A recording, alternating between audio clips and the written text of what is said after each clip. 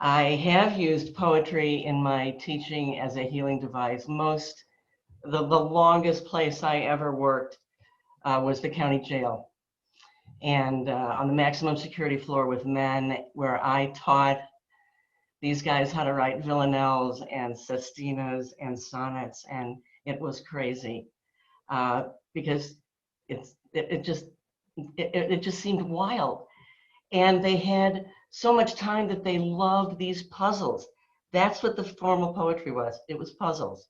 And they just followed the rules. This is why I teach formal poetry. I think the poems are all in us, but we have things that block them, our own judgments, our own fears. And so when we write formal poetry and we're following the rules, we can actually get out of the way so the poem can come out. So that's, I've done it in lots of communities, and we laugh a lot, I can say that. I also write a poem every day, at least one, and today is day 3309, and I'd like to read them to you now. I'm just kidding, I know you can't even respond to that. I lost my mom 5 weeks ago, and so tonight I'm reading poems about mother and the mothers in my life. I was raised by a Black woman who mothered me, and that's who the book Both Wings Flappin is about. And so I want to start off with a poem about her in her voice. What Mary Said. Baby, I'd be telling you a lie if I didn't tell you I had some regrets. But I have seen, you don't understand yet. I really trust the Lord. I put prayers and faith first. You got to believe in what you ask for. You might not get it right now, but you has to have faith. I can get stirred up so bad until I gets my Bible and I read the 37th Psalm all the way through. I reads it. You just read it again. You'll understand what it's telling you to do. We're all going to have those kinds of days. We can't make it and have no trials or tribulations at all. I get up in the morning. I can't stoop down. I can't do this and I can't do the other. And I sits there on that bed and I boo-hoos. I cries. Water just runs down. And then I says, well, Lord, I'm just grateful I can do what I am doing. Because it's really hard when you used to could do something and now you can't do and you wants to. You got to thank the Lord for what you have. He didn't promise you every day it's going to be sunshine, because some days it's going to rain.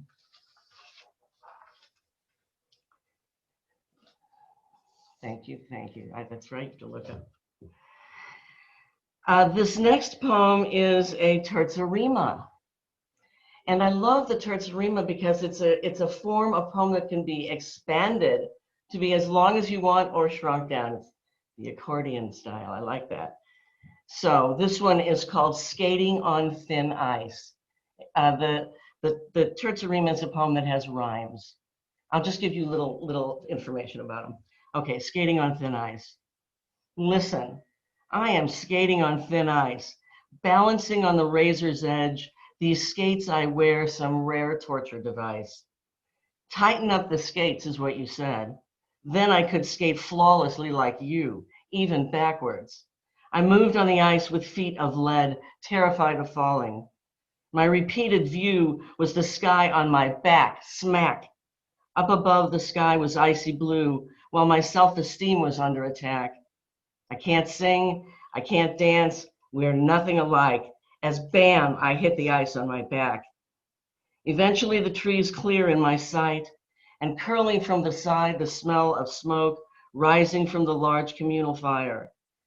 I get hot, so I dispatch my coat, then return for round 2 of my war with the ice. I wonder who is keeping score, since my progress is pathetic so far. Gripping the wall, I drag myself along, pretending I'm having fun. But this is hard work, and now the day is feeling too long. I wish my knees were padded, as well as my butt. I'm not that strong. And it's something when you asked, I should have added, but all I really wanted was your attention, which I usually received while acting badly, which was never my true intention. I wanted you, but was too afraid to mention. Thank you. Thank you. These are difficult to read, I'm finding. Hibiscus. Mom loved the hibiscus I planted in ceramic pots around the pool. Annuals with their shiny wax leaves flowered like crazy after a slow start. Explosions of crimson, they bloomed their guts out day after day. When the flowers finished, they rolled themselves into fists like fat cigars dropped to the deck. She watered daily, twice most days, shoving the hose through the chain links, limping and cursing, slamming water into the soil with such force the black dirt dove over the sides, fearing for its life, and swam away on the sidewalk. How she loved those blooms, how she hated their need.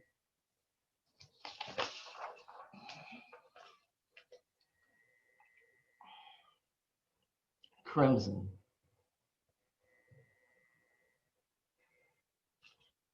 We had a swimming pool and we had rose bushes around the pool that Mom took care of. They were her obsession. So this is a poem from that perspective, Crimson. She calls me Rose, and I am better than a daughter. I bloom 3 times a summer because she prunes me back to the 5th leaf. I reward her adoration with thorns so brutal they send her racing down the road to Mercy Emergency Room. She pulls out pictures of me at bridge when others coo over their kids. I'm 6 feet tall, a queen's robe around the shoulders of the pool fence, my petals velveting the water, clogging the filter, causing Dad to sneeze, his eyes to weep. I am her pride and joy, her crimson glory.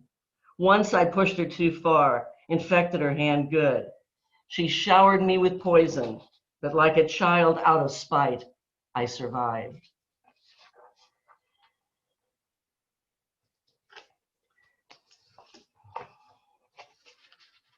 Okay, this is a poem that I worked on for 12 and a half years. I was young at the time. I'm faster these days. And that doesn't mean that I literally spent every day working on this poem. It meant that it was not finished until it was finished. And I had to keep going back to it. So it's called Augusta. Your kingdom waning, I brushed your downy hair like a lady in waiting.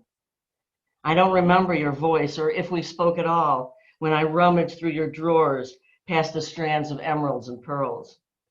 The brushes and hand mirrors, how royal they were, oval figurines captured forever in motion, as if your youth were entrapped in those brushes, as if I could know your youth by brushing your hair as you sat on your rocking chair throne. Your room was a castle, and I traced backwards to find you. You were dead before I knew, learned of your flight from Austria after your husband deserted to drink, read that your bright son died after graduation at 13, heard that your daughter perished in the great flu epidemic. Your 3 surviving daughters bartered over who should devote a self to you in your oldness, until your regime crumbled and you were imprisoned, a monarch in exile, in a hospital cell, awaiting judgment with other inmates, overgrown children in a permanent nursery, some tending dolls, replaying motherhood. You were my first lady, fated queen. I was the handmaiden for you, my grandmother's mother. You, once so magnificent, stripped of command, crowned, chaperoned by nurses, remembering nothing. And still you sat, strapped in a rocking chair, quietly waiting for death to untie you. I inherited your room, the gaping bed swallowed me, the throne of a rocking chair where I strained to fit and expected your return. The rocker, sprayed another color, sits in my sister's room with clothes heaped on it. I visit you, bound forever into the ground with vines. I brush away dead leaves like hair, wondering how that scrawny, naked arm of an apple tree attends you, since my empty hand no longer can.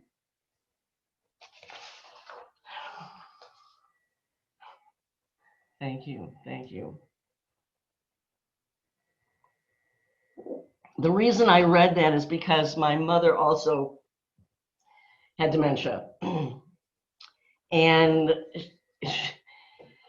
with dementia, you lose track of time so that everything in your life is happening in right now. So my mother would always say this, talk to me about childhood stuff, memories. And she would always say, remember, remember? So she had no idea that she was older than me, you know, so this is called echo. I know I repeat myself. I've always been this way. I repeat myself, an echo, but I've always been this way. I used to have a perfect memory. I was known for it. Now, not so much. Everywhere I go, they ask me to sing. My voice is still pretty good for an old lady. When can I see you? I used to have a perfect memory. I was known for it. Now I can't remember anything. I sang in all those languages. Remember? Italian, French. Everywhere I go, they ask me to sing. At the grocery store, the doctor's office.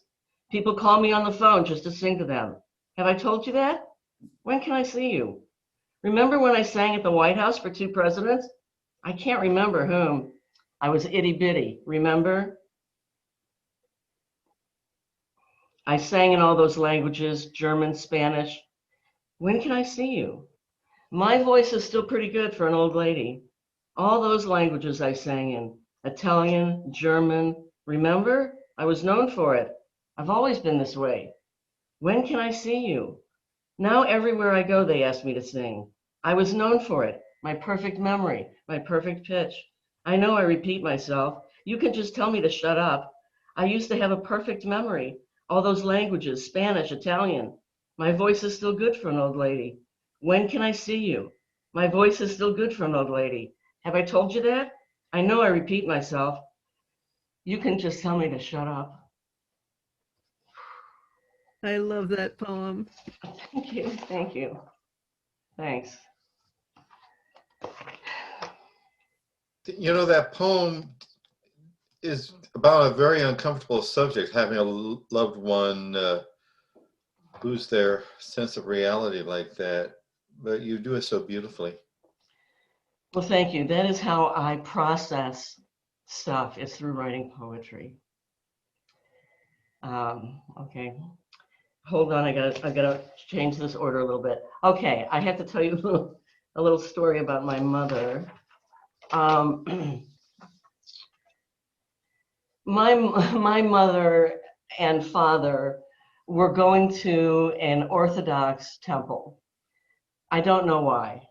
I just know that they went together and they walked in the door holding hands, and someone came up to them and said they would have to separate, men on one side, women on the other. And my mother's response was, Jesus Christ. So that's Mom. So I wrote this poem, which is the first one in my second book, The Little Misses. Mrs. Adam. I regret nothing.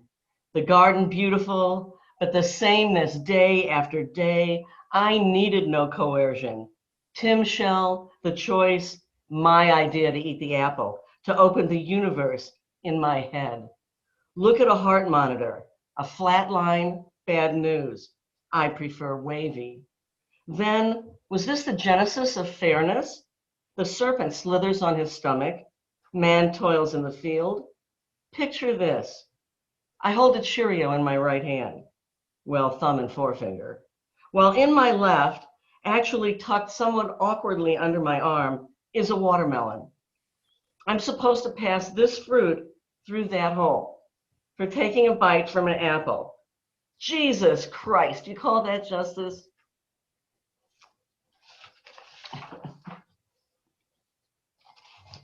Okay, and I'm just to, wait 1 second.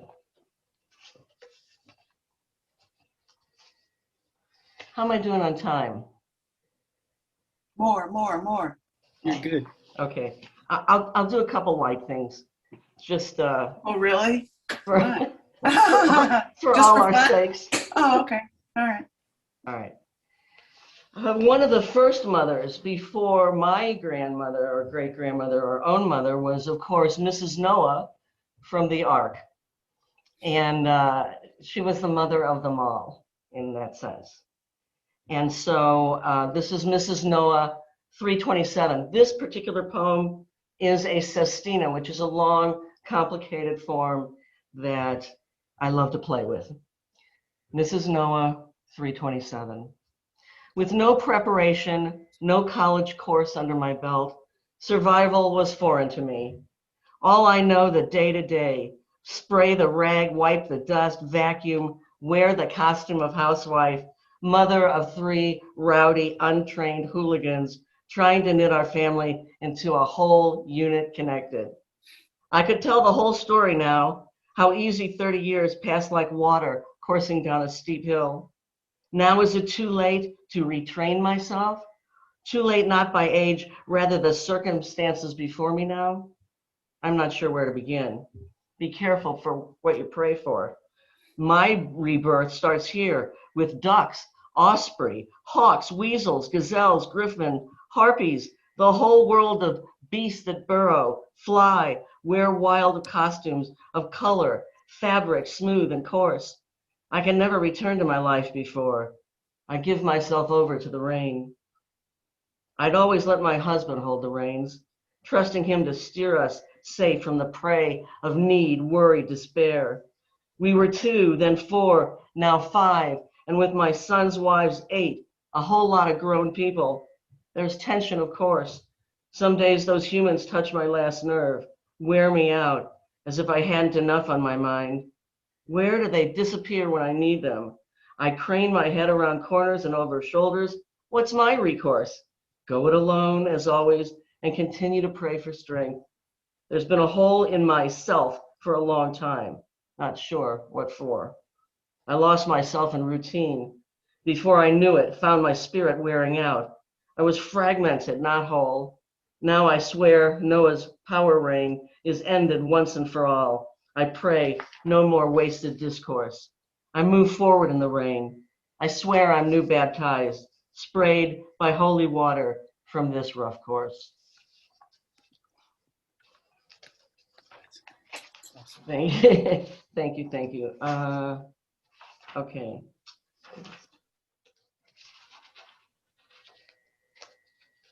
I'll save one more light one for later if we need our spirits lifted again. This is another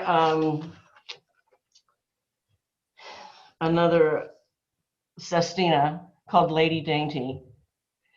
And it was the name of a beauty shop that my mother went to when I was a child, and she dragged me along. And, you know, I think you've spent enough time with me now to know that I am neither of those 2 words. So this took me a long time to get this poem out, Lady Dainty. It pressed on me, time running out, time for one last chance, one more conversation with my mother. And of course, I felt it most in my gut, flaring up again since last Tuesday. And I feel like a kid again, that kid who failed, who never became Lady Dainty. Read my cracked lips. I couldn't do it. Not read, of course. I read to spend my time in a happier place, where I was a pleasant child, one who turned out right and pleased mother. Weekends were hardest. I was such a tomboy, but by Tuesday I was calmer, pulled into the crowd, invisible gut cramping and screaming unseen.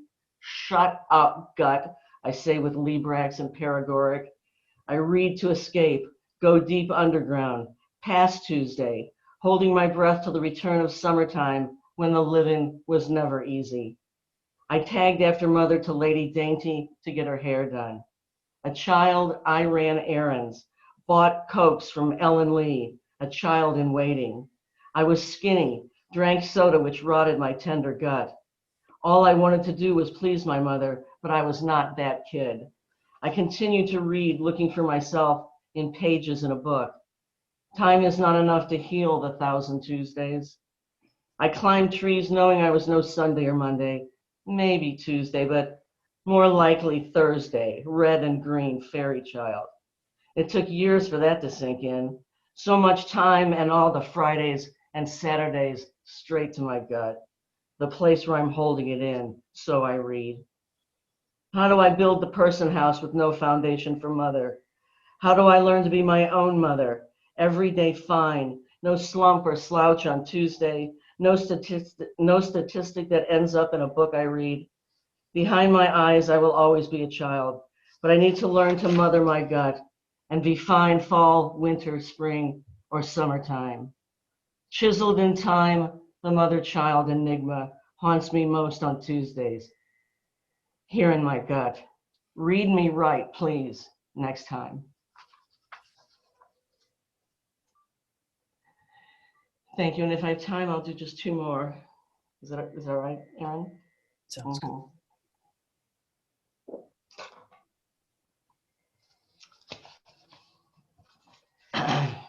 Wallflower. Roses on the wallpaper bloom all year long, and in the mirror they shine crimson and green, the rug green like grass. Rainbows flicker from the chandelier, the doors open to the living room, mom's trinkets on the table, on the buffet, all the horses' heads on the magazine rack, the chairs, the standing lamp. Now it's dark at 6. I am not a fan of the fall, even more so the winter. I've thrown mom's knitted Afghan on the bed. It's very warm. She used to cast me on to knit my blocks. Now she can't see. How she loved her roses around the pool, pruned them till her fingers bled. The roses on my wall have no thorns. They bloom all night long.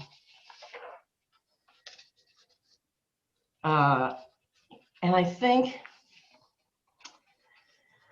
I have a couple choices here is what I'm telling you. I'm not sure I can get through 2 of them.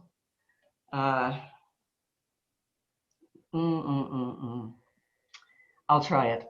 You can Walk do it. around heaven all day. Do it. You can do it, Okay. Josh. You can do Thanks, it. Mayor. Walk around heaven all night. This is a terzarima. Rhyme and repetition. It should have come as no surprise, you going all lunar on me, welcomed with open arms by the black skies, shining down monthly for all eternity, or so I hope, that the light won't give out, especially since you've gone all lunar on me. Regarding your place in the galaxies, I have no doubt. You are at home moving among the stars, and I'm hoping the light won't give out. Tonight you illuminate the dark. Sea fans blow in waves while you control tides. You are at home steering by the stars. Will I someday be a star at your side, watching as you orchestrate the galaxies, and from that vantage point joy derive? You left here filled with earthbound melodies. I watch you now as you orchestrate galaxies. It should have come as no surprise. You welcomed with open arms by the black, black skies. Thank you all so much.